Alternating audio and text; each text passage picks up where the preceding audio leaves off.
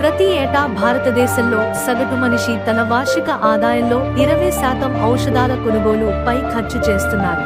అంతేకాకుండా hospital scanning ఖర్చుల నిమిత్తం అధిక మొత్తంలో ధనాన్ని వెచ్చిస్తున్నారు. దీనికి భయంకరమైన రేడియేషన్ వలన కలిగే అనారోగ్య సమస్యలే కారణం.